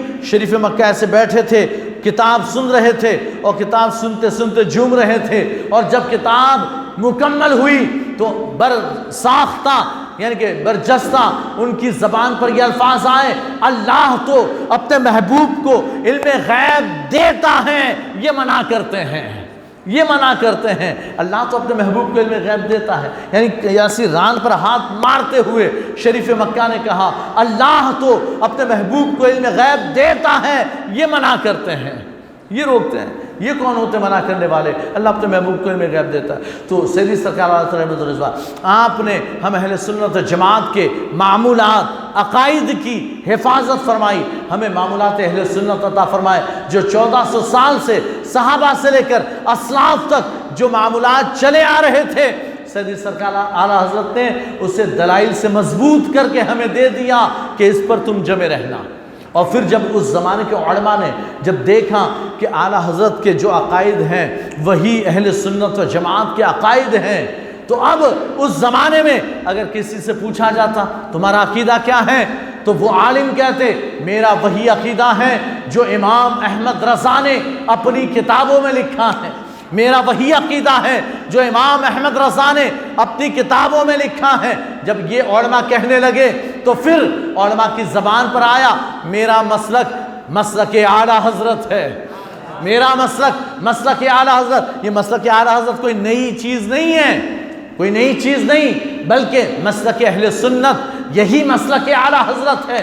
لیکن اعلیٰ حضرت کے زمانے میں، اعلیٰ حضرت کے بعد کے زمانے میں جب سنی، ہر کوئی اپنے آپ کو سنی کہتا تھا، تو صحیح سنی کون، اس کی پہچان کے لیے علماء نے ایک نسخہ دیا ہے، ایک نسخہ دیا۔ اگر پہچاننا ہو صحیح سنی کون، مسلک اعلیٰ حضرت کا نام لینا، چہرہ بگڑ جائے تو سمجھ لینا اپنا نہیں ہے، چہرے پر مسکراہٹ آ جائے سمجھ جانا اپنا ہے، سمجھ جانا اپنا ہے۔ یہ مسلک اعلیٰ حضرت سمجھے کہ نیا مذہب بن گیا، نیا ہے، نیا نہیں، مذہب اہل سنت و جماعت ہی کو جو 1400 سال سے چلا آ رہا ہے اسی کو مسلک اعلیٰ حضرت کہا جاتا ہے۔ لیکن ہر دور میں یہ مذہب اہل سنت و جماعت کی نشانی الگ الگ ہوتی ہے، ہر دور میں الگ ہوتی ہے۔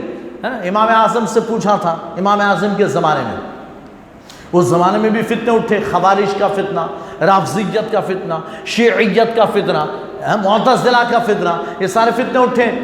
تو امام اعظم سے پوچھا گیا کہ اہل سنت و جماعت کی نشانی کیا؟ تو امام اعظم نے فرمایا کیا ہے نشانی؟ کہتے ہیں کہ تفضیل الشیخین وحب الختانین ومسح علی الخفین، یہ 3 نشانی ہیں اہل سنت و جماعت کی۔ کیا کیا؟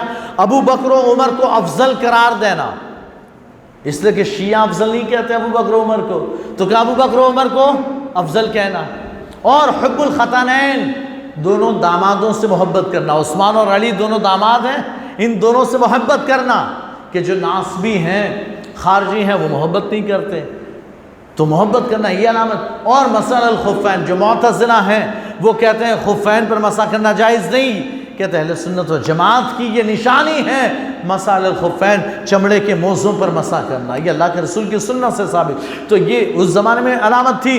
ہمارے زمانے میں علماء نے دیکھا کوئی علامت چاہیے، لوگوں نے کہہ دیا مسلک اعلیٰ حضرت کی اہل سنت و جماعت کی علامت ہے، ہے نا، یہ کوئی نیا مذہب نہیں۔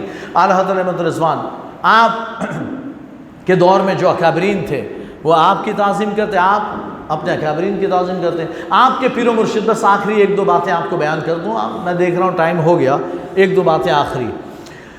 اعلیٰ حضرت کے پیر و مرشد کون؟ سید آل رسول مارہرہ شریف والے، ہے نا، آل رسول مارہروی رحمۃ اللہ تعالیٰ علیہ۔ تو سید آل رسول مارہروی یہ آپ کے پیر و مرشد ہے۔ اب یہ تھا کہ آپ کو مرید بننا تھا، کسی سے بھی چھوٹے تھے، مرید بننا تھا، کس سے بنے؟ تو آپ کے والد نے کہا کہ رک جاؤ بھی، رک جاؤ، ہے نا۔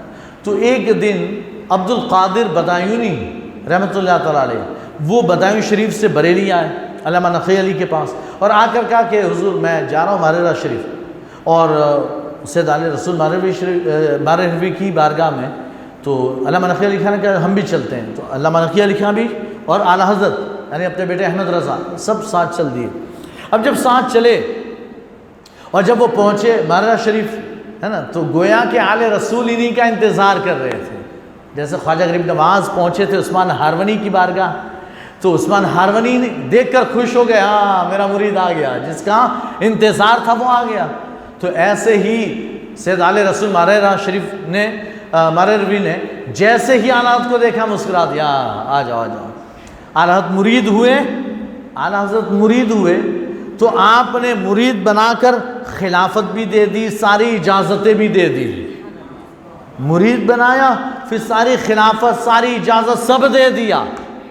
تو آپ کے جو دیگر لوگ تھے انہوں نے کہا حضور آپ کا طریقہ تو یہ ہے کہ آپ کسی کو ایسے ہی خلافت نہیں دے دیتے، آپ تو پہلے چلا کرواتے ہیں، عبادت و ریاضت کرواتے ہیں، مجاہدات کرواتے ہیں، ہے نا، ورد وظائف کرواتے ہیں، اس کے بعد خلافت دیتے ہیں۔ ان سے کچھ کروایا ہی نہیں، ڈائریکٹ دے دیا، ایسا کیوں؟ تو سید آل رسول فرماتے ہیں اس لیے کہ جو دوسرے آتے ہیں ان کے دل کی صفائی پہلے کرنی پڑتی ہے، پھر سب دیتا ہوں۔ یہ صاف ستھرے آئے تھے، ایسے ہی دے دیا ہے، انہیں پہلے لائق بنانا پڑتا ہے پھر دیتا ہوں۔ یہ بنائے آئے تھے، میں نے صرف دے دیا ہے، انہیں تو صرف چمکانا تھا، دے دیا، ہے نا، تو سب دے دیا، اجازت دے دی۔ اور پھر آپ کی جب وفات ہوئی تو آپ کے بیٹے آل مصطفیٰ حیدر حسن نوری میاں جنہیں کہتے ہیں، ان سے پھر جو ہے اعلیٰ حضرت نے فیض حاصل کیا۔ تو آپ کے یہ پیر و مرشد ہے آل رسول مارہروی فرماتے ہیں، جب اعلیٰ حضرت آپ کے مرید ہوئے نا تو پھر آل رسول مارہروی فرماتے ہیں کہ اگر کل قیامت میں اللہ نے مجھ سے پوچھ لیا اے آل رسول بتا دنیا سے میرے لیے کیا لایا، تو میں اپنے مولا کی بارگاہ میں احمد رضا کو پیش کر دوں گا۔ یعنی اللہ فرما گیا آل رسول چل بتا دنیا سے میرے لیے کیا لایا، تو کوئی ہوگا نماز پیش کرے گا، کوئی روزے زکوٰۃ اعمال صالحہ پیش کرے گا۔ آل رسول فرماتے ہیں میں اپنے مولا کی بارگاہ میں احمد رضا پیش کر دوں گا، اے مولا میں تیرے لیے احمد رضا لایا ہوں، یہ میری کمائی ہے پوری زندگی کی، احمد رضا، ہے نا۔ تو یہ آپ کے پیر کو آپ پر ناز تھا، وہ امام اہل سنت اعلیٰ حضرت علیہ رضوان کی ذات ہے۔ اعلیٰ حضرت علیہ رضوان جو ہے وہ آپ کے زمانے میں ایک تھے علی حسین اشرفی میاں، جنہیں اعلیٰ حضرت اشرفی میاں کہا جاتا ہے۔ ایک آخری بات، اعلیٰ حضرت اشرفی میاں کہا جاتا ہے۔ اب یہ اعلیٰ حضرت اشرفی میاں علیہ رضوان آپ کے زمانے کے ہیں۔ دیکھیں ایک بات تو یہ دونوں اللہ کے ولیوں میں ہیں، دونوں اللہ کے ولی ہیں، وہ بھی اللہ کے ولی، یہ بھی اللہ کے ولی۔ ایک مرتبہ ملاقات کے لیے آئے ہوئے تھے اعلیٰ حضرت اشرفی میاں اور اعلیٰ حضرت، دونوں کی ملاقات ہو گئی کسی جگہ، پروگرام میں گئے، دونوں کو دعوت تھی، دونوں مل گئے، تو دونوں بیٹھے ہوئے تھے۔ تو اچانک اعلیٰ حضرت اشرفی میاں علی حسین اشرفی آپ فرماتے ہیں، ایسے ہی بیٹھے ہوئے تھے، آپ نے فرمایا مولانا آپ کو مبارک ہو، مصطفیٰ رضا، آپ کے گھر مصطفیٰ رضا بچہ پیدا ہونے والا ہے، آپ کو مبارک ہو، خوشخبری ہو، آپ کے گھر مصطفیٰ رضا پیدا ہونے والا ہے۔ اعلیٰ حضرت ایسے بیٹھے کہ میاں آپ کو بھی مبارک ہو، آپ کے یہاں بھی مصطفیٰ اشرف پیدا ہونے والا ہے، آپ کے یہاں بھی مصطفیٰ اشرف، یہاں مصطفیٰ رضا اور وہاں مصطفیٰ اشرف پیدا ہونے والا ہے۔ کہتے تھوڑے دن گئے، تھوڑے مہینے گزرے، اعلیٰ حضرت کے یہاں مفتی اعظم ہند مصطفیٰ رضا کی پیدائش ہوئی، اور اعلیٰ حضرت اشرفی میاں کے یہاں جو بچہ پیدا ہوا اس کا نام مصطفیٰ اشرف رکھا گیا۔ یہ دونوں کے بڑے گہرے تعلقات تھے، اتنے گہرے کہ ادھر یعنی اعلیٰ حضرت اشرفی میاں ٹرین سے جا رہے ہوتے، جب بریلی شہر آتا، بریلی میں انٹر ہوتے تو آپ ایسے کھڑے ہو جاتے، ہاتھ باندھ کر ایسے کھڑے ہوتے، ہاتھ باندھ کر کھڑے ہو جاتے ٹرین میں۔ پھر جب بریلی گزر جاتا، سٹی سے باہر ہوتے تو پھر بیٹھ جاتے۔ لوگوں نے پوچھا حضور آپ یہ ایسا کھڑے کیوں ہو جاتے ہیں ٹرین میں ہاتھ باندھ کر ادب کے ساتھ؟ اعلیٰ حضرت اشرفی میاں فرماتے ہیں کہ میں جب ٹرین بریلی میں داخل ہوئی ہے نا، تو یہاں بریلی میں ایک آل رسول کی تعظیم کے لیے ایک نائب رسول بریلی کی سرزمین پر ادب سے کھڑا ہو گیا، تو کیا اس آل رسول کا یہ فرض نہیں بنتا کہ اس نائب رسول کی تعظیم کے لیے کھڑا ہو جائے؟ مطلب ہے کہ اعلیٰ حضرت اپنے گھر میں ہیں، اپنی خانقاہ اپنے مدرسے میں ہیں، اور آپ کو پتہ چل گیا کہ اعلیٰ حضرت اشرفی میاں کی ٹرین جا رہی ہے، تو آپ یہاں گھر میں کھڑے ہو گئے آپ کی تعظیم میں، ہے نا۔ اور اعلیٰ حضرت اشرفی میاں کو پتہ چل گیا کہ احمد رضا گھر میں کھڑے ہیں، تو وہ ٹرین میں کھڑے ہو گئے ہیں، وہ ٹرین میں کھڑے ہو گئے۔ یہ تعظیم، ایک دوسرے کی تعظیم ہے نا۔ اعلیٰ حضرت اشرفی میاں رحمۃ اللہ علیہ جب اعلیٰ حضرت کا انتقال ہو گیا، وفات ہو گئی ہے نا، تو آپ نے روتے ہوئے ارشاد فرمایا کہ اب میرا ایک بازو کمزور ہو گیا، میرا ایک بازو کمزور ہو گیا۔ یہ بڑے گہرے مراسم تھے۔ جب جو ہے اعلیٰ حضرت اشرفی میاں کے بیٹے احمد اشرف، ان کے ہاں ایک بچہ پیدا ہوا، تو اعلیٰ حضرت اشرفی میاں کے بڑے گہرے تعلقات تھے، تو اعلیٰ حضرت اشرفی میاں نے اپنے بیٹے احمد اشرف سے کہا کہ سید احمد اشرف، ان سے کہا کہ جاؤ اعلیٰ حضرت کے پاس اور اپنے بچے کا نام ان سے رکھواؤ۔ تو وہ احمد اشرف جو وہ آئے کہ حضور آپ کا بچہ ہوا ہے، آپ کا بچہ ہوا ہے، تو نام رکھ دیجئے۔ تو اعلیٰ حضرت نے انہیں گود میں لیا۔ فرماتے ہیں، دیکھیں اعلیٰ حضرت کا علم، آپ فرماتے ہیں یہ اپنے نانا جان مصطفیٰ جان رحمت صلی اللہ تعالیٰ علیہ وسلم کی طرف نسبت کرتے ہوئے مختار ہیں، وہ مختار کل ہیں تو یہ مختار ہیں، اور اپنے جد امجد مخدوم اشرف سمنا کی طرف نسبت کرتے ہوئے یہ اشرف ہیں، تو نام ہو گیا مختار اشرف۔ کہتے جب اس کے عدد نکالے گئے، میم خا تا الف را آ الف شین را فا، جب عدد نکالے تو وہی سن تھا جس سن میں وہ پیدا ہوئے تھے، وہی سن ہجری نکلا جس سن ہجری میں مختار اشرف پیدا ہوئے تھے۔ یعنی حساب کرنے بیٹھنا نہیں پڑا، صرف کہا کہ نانا کی طرف نسبت کرتے ہوئے مختار ہیں، اپنے جد امجد کی طرف نسبت کرتے ہوئے اشرف، نام مختار اشرف۔ کہتے عدد نکالے، وہی سال ٹوٹل وہی سال نکلا جس سال میں مختار اشرف کی پیدائش ہوئی۔ یہ مختار اشرف جنہیں ہم سرکار کلاں کہتے ہیں، سرکار کلاں ہے نا۔ تو آپ کے بڑے گہرے مراسم تھے۔ محدث اعظم ہند علیہ رحمۃ رضوان جو ہیں، وہ محدث اعظم جو مدنی میاں ہاشمی میاں کے والد ہیں، محدث اعظم ہند، وہ پیلی بھیت میں محدث صورتی کے پاس علم حدیث میں آپ نے تخصص کیا۔ تو پھر اعلیٰ حضرت اشرفی میاں نے آپ سے فرمایا کہ جاؤ بیٹا، اب تم جو ہے اعلیٰ حضرت کی بارگاہ میں جاؤ اور وہاں سے فقہ حاصل کرو، فتوے لکھنا سیکھو۔ تو پھر محدث اعظم یہاں آئے اور آپ نے کہا کہ حضور، محدث یعنی اعلیٰ حضرت اشرفی میاں نے کہا حضور آپ اسے بھی رکھیے اپنے پاس، اسے تھوڑا فتویٰ نویسی وغیرہ سکھائیے، فتویٰ لکھنا سکھائیے۔ آپ نے فرمایا اس میں کیا بات ہے، کوئی بات نہیں، کوئی بات نہیں، رکھ دیجئے، فتوے بھی لکھیں گے اور درس مدرسے میں پڑھائیں گے بھی، ہے نا۔ یہ تو میرے شہزادے، میرے بچے ہیں، یہ میرے شہزادے ہیں، میرے بیٹے ہیں، تو وہ رہیں گے یہاں، کوئی مسئلہ نہیں، رکھیے، ہے نا۔ تو محدث اعظم وہاں رہے۔ محدث اعظم فرماتے ہیں کہ میں نے اعلیٰ حضرت جیسا کسی کو نہیں دیکھا، کسی کو نہیں دیکھا، اتنا علم اللہ نے بے تحاشا آپ کو نوازا تھا۔ تو اعلیٰ حضرت کوئی عام اور معمولی شخصیت نہیں تھے، اعلیٰ حضرت کو اللہ نے خاص طور پر پیدا کیا تھا اس امت کے اہل سنت کی کشتی کو پار لگانے کے لیے۔ اور اسی اعلیٰ حضرت نے ہمیں جو تعلیمات دی، ان تعلیمات پر ہمیں مضبوطی سے جمے رہنا ہے۔ اگر اس پر ہم جمے رہیں، ہم کبھی گمراہ نہیں ہوں گے، انشاءاللہ ہمارا بیڑا پار ہوگا۔ السلام علیکم ورحمۃ اللہ وبرکاتہ۔ الصلاۃ والسلام علیکم۔